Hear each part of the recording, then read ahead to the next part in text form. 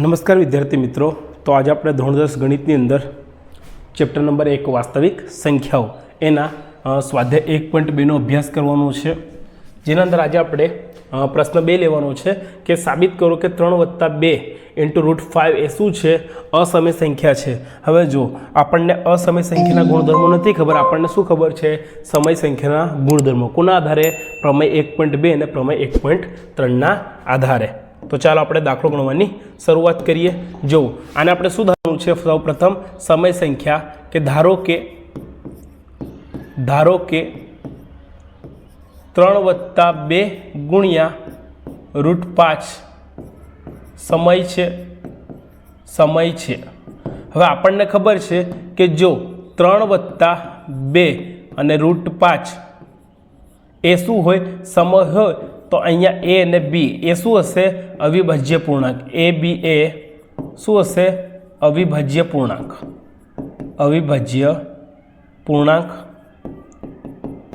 પૂર્ણાંક છે કે 3 + 2 વર્ગમૂળમાં 5 એ જો એ સમય સંખ્યા હોય તો આપણને અંશ અને છેદમાં માત્ર એક જ કોમન મળશે, અને a અને b શું છે?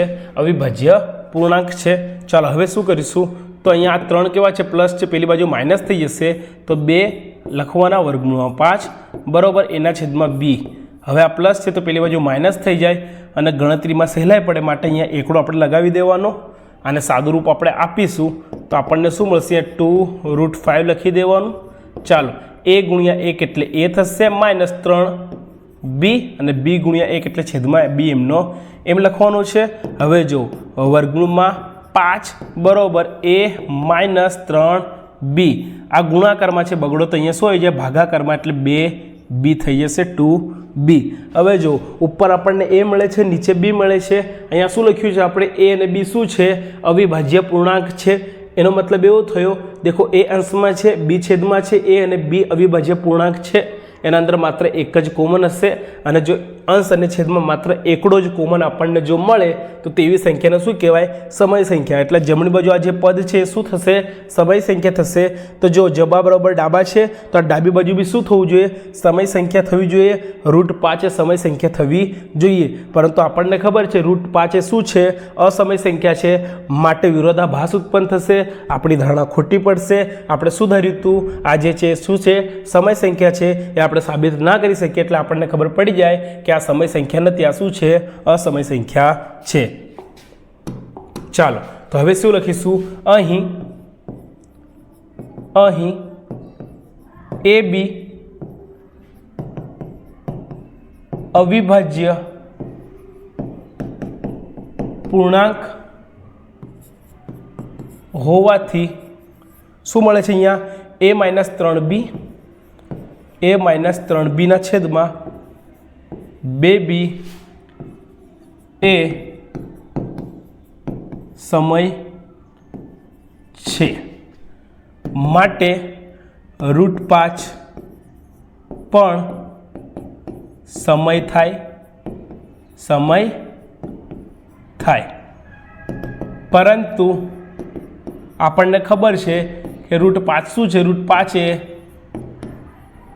અસમય છે। તો આ શું થયો? વિરોધાભાસ ઉત્પન્ન થયો, તો માટે વિરોધાભાસ ઉત્પન્ન થાય છે। તો માટે શું છે? આપણે જે ધાર્યું હતું ને, તો અહીંયા લખવાનું આપણી ધારણા ખોટી છે, અહીંયા એવું ના લખતા, આપણી ધારણા જુઠ્ઠી છે, બરાબર? તો અર્થનો અનર્થ થઈ જશે। શું લખવાનું?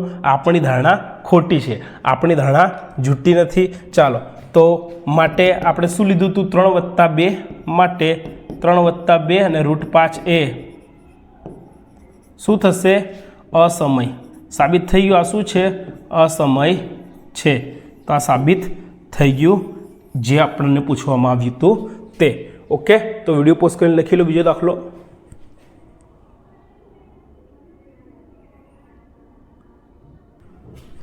ઓકે વિદ્યાર્થી મિત્રો, તો મળીશું હવે નેક્સ્ટ વિડીયોમાં। ધન્યવાદ, જય હિન્દ।